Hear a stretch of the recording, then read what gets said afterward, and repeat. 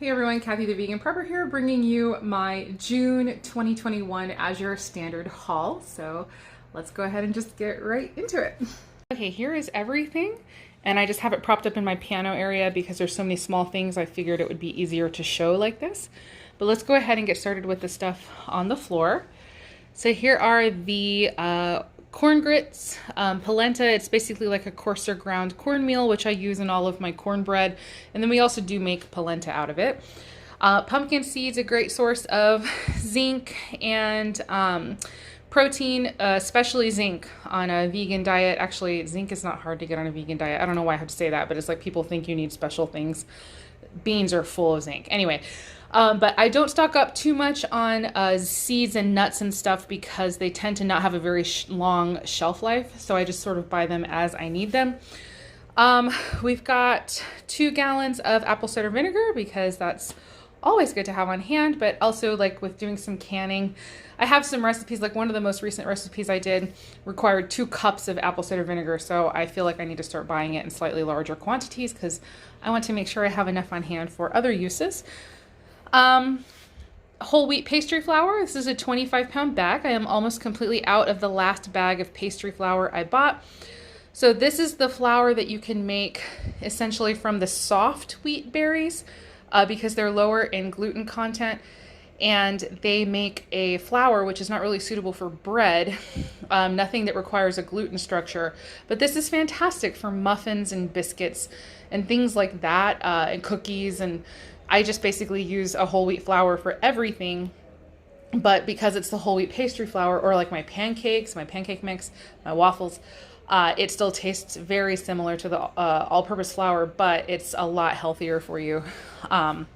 One thing is, though, of course, this doesn't have as long a shelf life as all-purpose flour. So if you're looking for more really long-term emergency storage, then and you want it in flour form for you already, then all-purpose flour would be the flour that you would want to stock up on for a really long-term shelf life. I think it's like a 20 to 30-year shelf life for the all-purpose flour, and it's the only one. And it's, again, like I mentioned over here with the fats, there's no fat for it to go rancid, so it stays good for a really long time.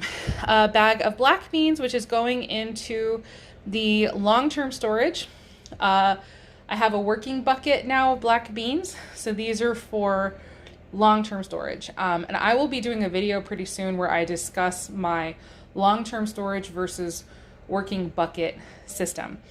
Right here we've got 2 25-pound bags of barley, pearl barley specifically.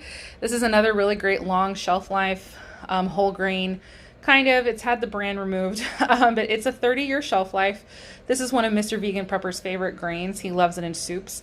And so I bought one to be a working bucket and one to be long-term storage. And then over here we have a 50-pound bag of the hard red wheat. So this is also about a 30-year shelf life, and this is what I would grind to make our bread. And I'm actually really glad I went ahead and got some more of this because my flour didn't come this time. I had ordered the organic bread flour and they didn't have it in stock, I guess. Hopefully it is not a sign of things to come. Hopefully they're not already seeing shortages, but I'm glad I do at least have the wheat berries. But at some point this month, I will be grinding all of the flour for all of the bread, and I'll get to see what that is like. I got more Mylar bags in a smaller size. I am putting up a lot of smaller portions of things, instant meals and whatnot for like more long-term storage. So that's what those are for. This is here, the pinto beans, just to sort of show you guys. I'm not like an Azure Standard sycophant. Sometimes I make choices based on an extreme difference in price. And so on Azure Standard, you can get organic pinto beans for, I believe it's about $40 for a 25-pound bag.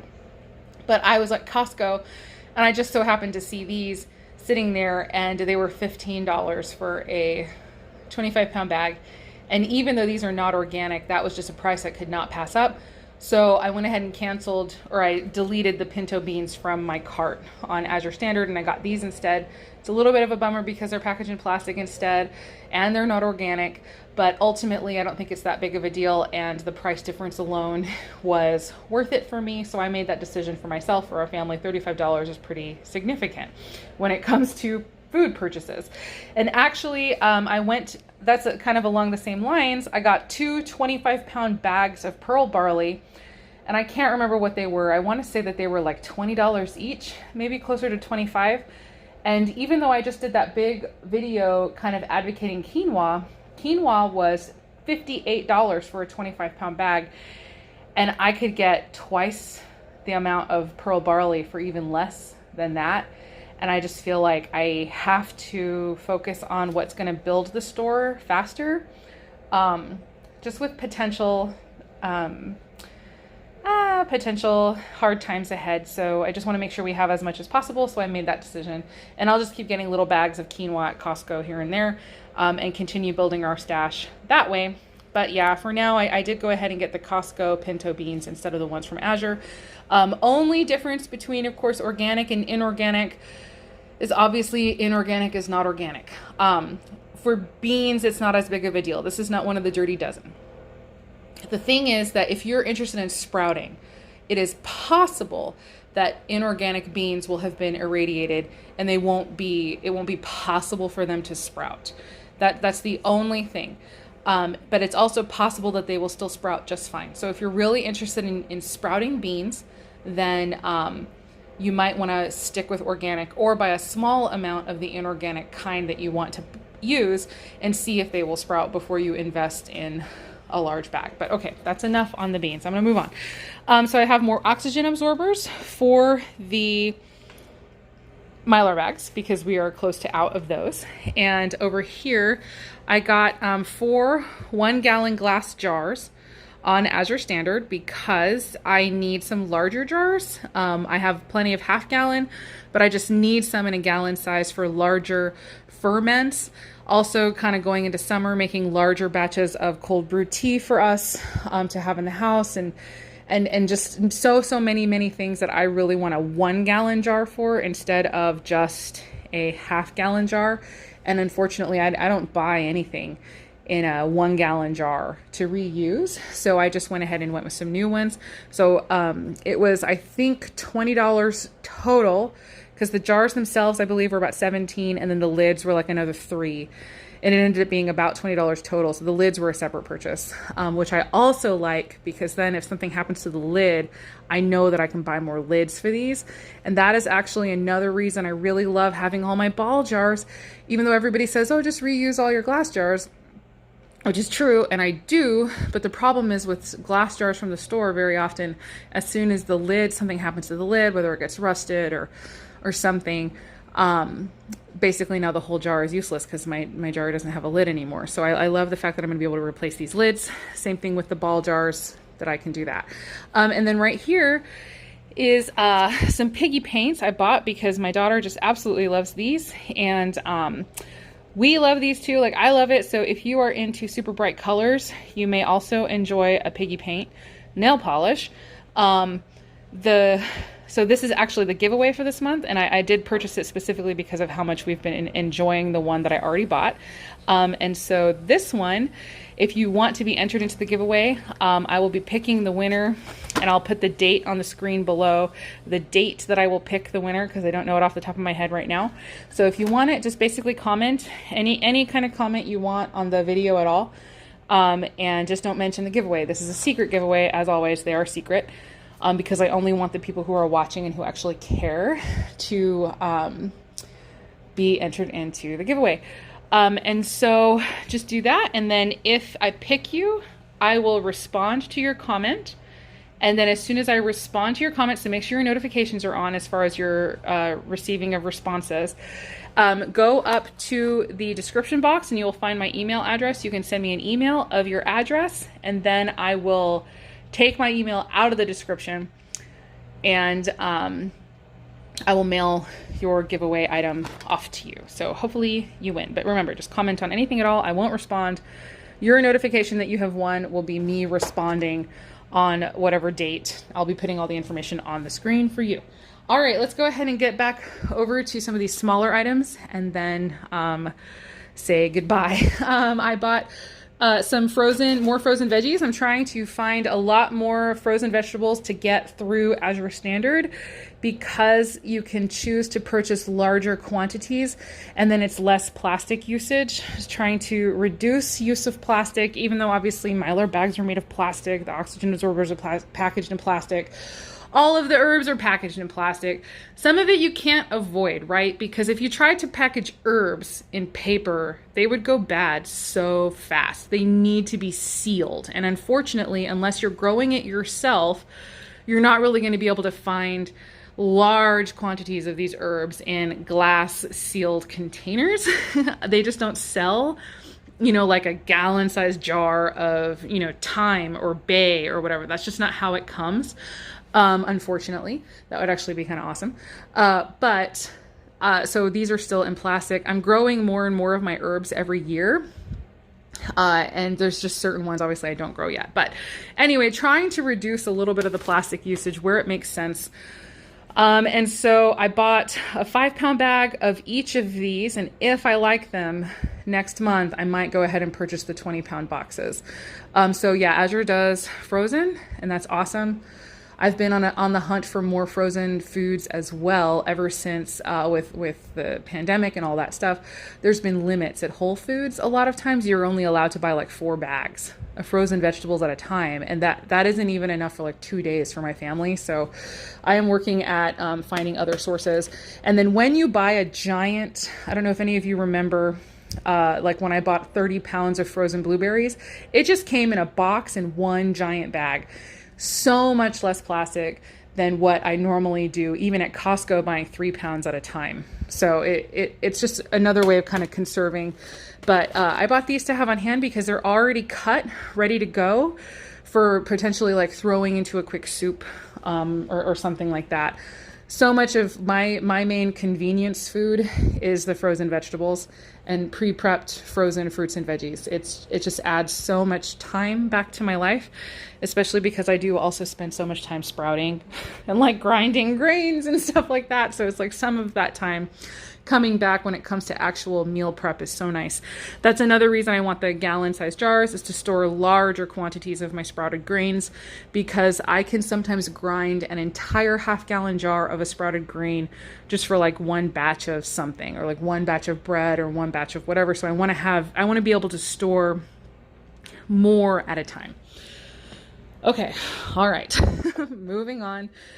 Here, I guess I'll just do these really fast. 3 more 5-pound bags of my cashew pieces, which we use for some milks and cheeses, and a cashew cream sauce. It's like an Alfredo type thing. It's really good. I even make like a creme fraiche out of, I don't know if I'm saying that right, creme fraiche, whatever, out of the cashew, and it just ends up being delicious. So yeah, I probably should put that one on the channel. I like putting that on some of our Mexican food. Anyway, okay, cream of tartar. So I have been wanting cream of tartar from them for a long time, and it kept being out of stock, and lo and behold, this time I got it. Yay! Sometimes you just have to wait.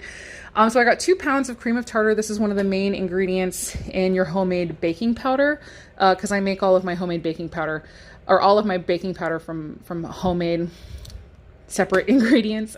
So this has basically a forever shelf life. This is a forever food as well, so I'll be able to make a lot of good baking powder from that. I have some pickling lime, again, just like from some canning recipes. So many canning recipes call for this, and so I will be experimenting a little bit more with that. So I got a little bit just to be able to start doing some of those recipes.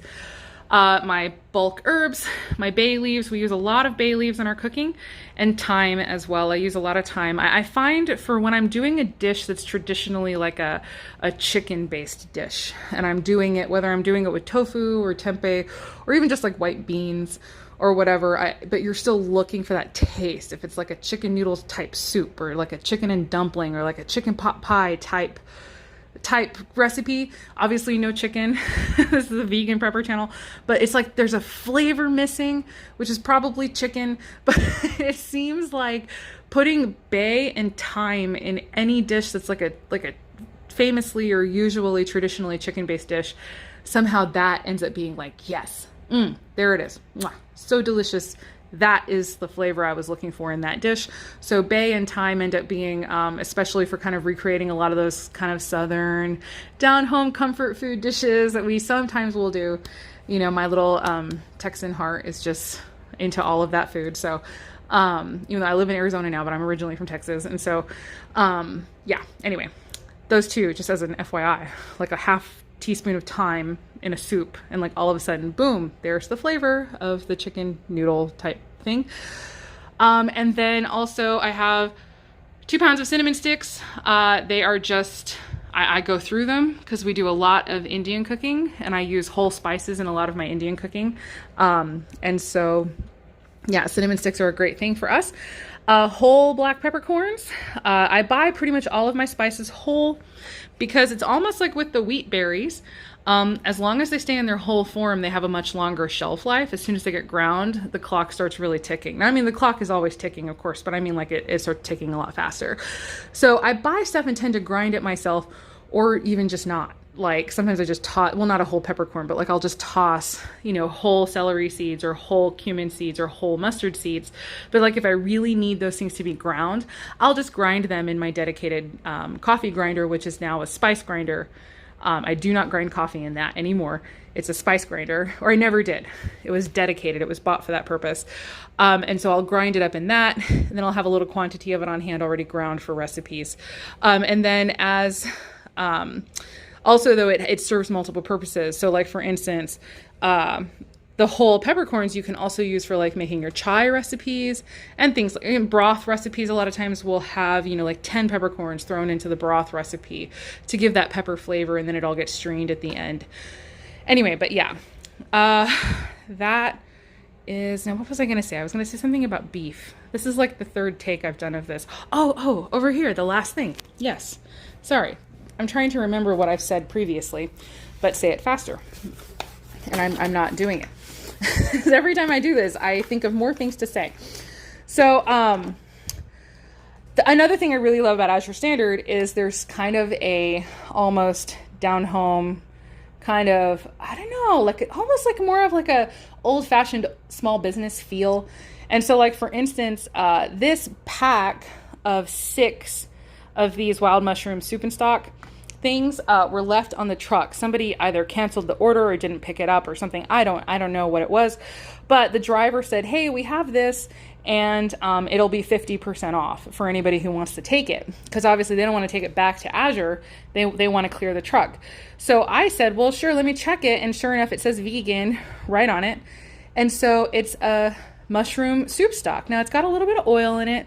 It might not be the most nutritionally ideal thing ever, but, sorry, just a second. Okay, so yes, I said, let me check it. Sorry, my daughter just came out. And then I'll see how I feel about it. And sure enough, I wanted it. And so it was 50% off. And I went on to check at the website, and a pack of 6 of these is typically $29.50. So I got all 6 of these for $14.75. And that has happened to me before, like with all of my 2-gallon buckets. I got a screaming deal on those too, because I was willing to take them off the truck when somebody else had left them. And so it's just sort of like opportunities like that come up. And I love this. And so what I was going to say as far as the beef goes, like I mentioned, it's like the bay leaves and the thyme seems to be like what I'm searching for in a lot of the chicken dishes. But in a lot of the dishes that are based on beef, like beef stew, beef and barley soup, things like that, a lot of times mushrooms is a great way to get that flavor. So I'm excited to have it on hand like this to potentially add just a little bit so that we can get some of that like kind of darker umami flavor, but then bay leaves as well. It's like any dish that's typically a meat-based dish pretty much has to have bay leaves in it somewhere for me. So I do use a lot of those in my cooking, but also apparently they're great at repelling pests. And so now that I'm using a lot more of kind of larger working buckets of food, I'm also using bay leaves in the buckets to help keep critters away. But yeah, that's the haul this time. And hopefully that was helpful at all. And if you have any questions or you want to talk about anything, put it in the comments below. Like I said, you can comment anything and get entered into the drawing. But after a certain point, I will, and I'll put the date on the screen. If I start responding to you after that date, it's probably not related to the contest.